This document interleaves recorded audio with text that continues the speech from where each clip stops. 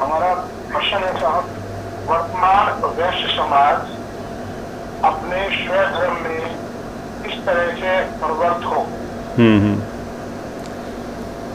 तो जैसे आप कह रहे हैं कि वैश्य समाज के स्वधर्म की प्रवृत्ति का साधन क्या है, विज्ञान क्या है, समाधान क्या है, तो पहले तो वैश्यों को ये समझना चाहिए कि हमारे शास्त्रोक्त रीति से हमारा स्वधर्म क्या है।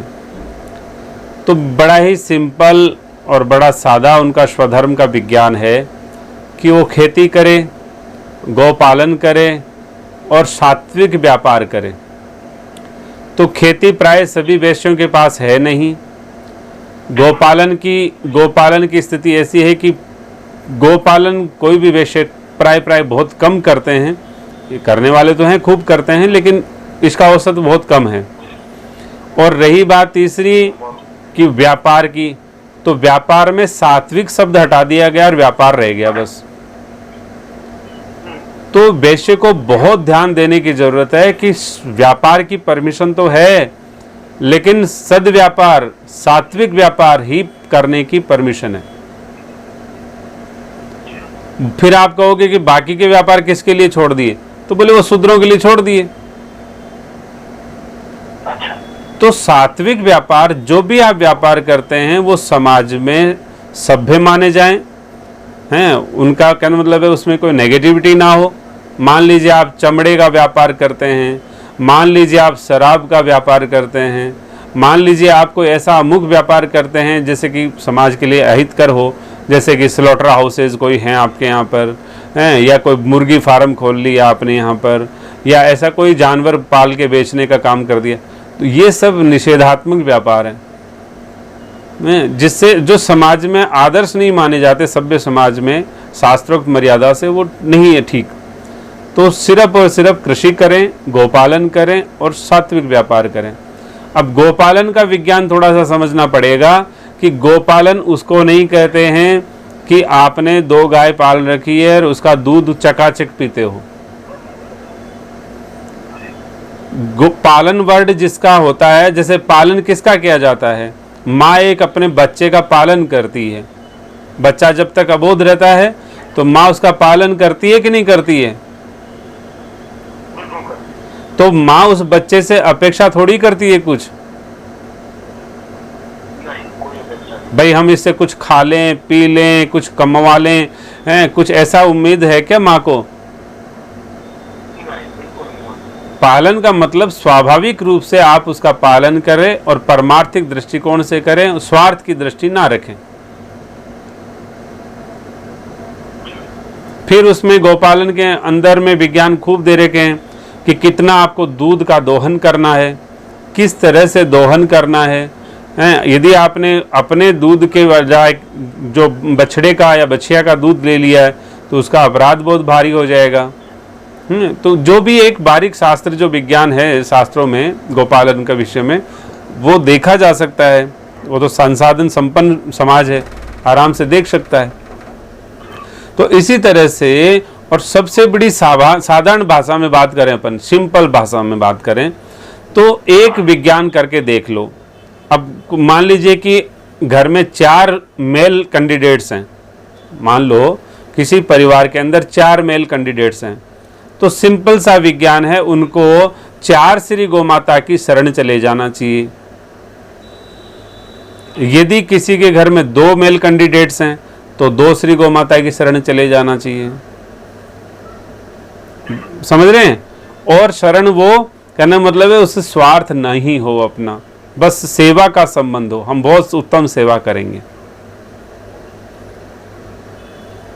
अब ये अभी वर्तमान में स्थिति है जी,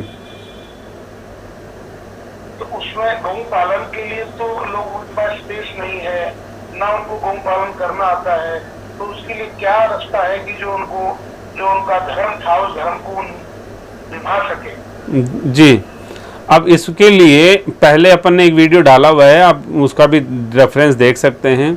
जिस तरह से आप लोग श्री गोमाता की शरण गए हैं वो विज्ञान भी उनसे बता सकते हैं। और इसके अलावा भी यदि आप चाहें तो इतना सा कर सकते हैं कि जहाँ आपका संबंध हो किसी भी साधु प्रणाली से या सात्विक जो गौशाला आदि हैं जहाँ पर साधु संत सेवा कर रहे हैं, तो वहाँ पर आपका विश्वास हो जाता है ये ठीक है, अच्छी चीज़ें हैं, वहाँ पर भी आप किसी गौ माता की शरण जा सकते हैं। तो वहाँ पर जाने से क्या, जो साधु भगवान बैठे हैं उनका भजन में विक्षेप नहीं होगा, उनको उन व्यवस्थाओं में समय नहीं देना पड़ेगा, विधिवत वो व्यवस्थाएं सुचारू चलती रहेंगी और गौमाता भी सुरक्षित रहेगी और आपको अपना जो पालन करने का विज्ञान था वो भी मिल चुका है।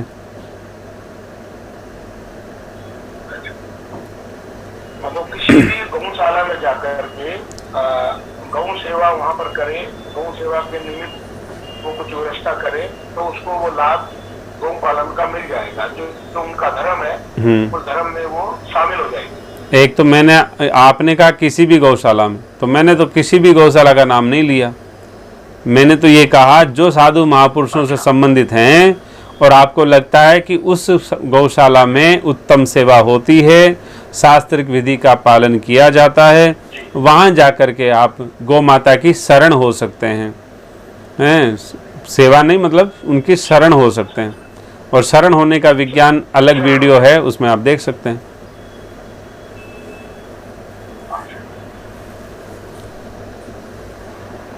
क्या है, थोड़ा सा आप बताएंगे इसके बारे में?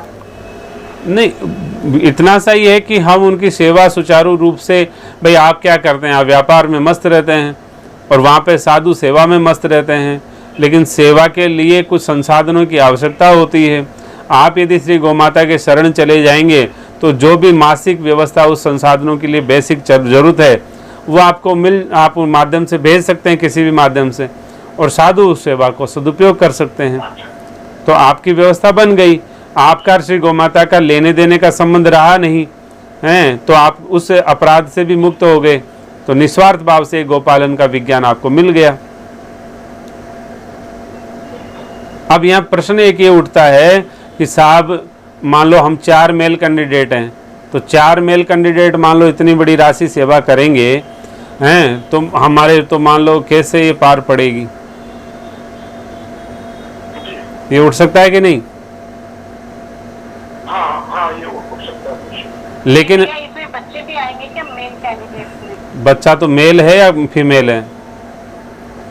जी अगर मेल हो तो आएंगे, डेफिनेटली आएंगे। मेल आ गया ना, मेल वर्ड है, पैसे नहीं कमा रहे हैं। वो कोई भी नहीं बात, मेल है ना तो आएंगे। अच्छा।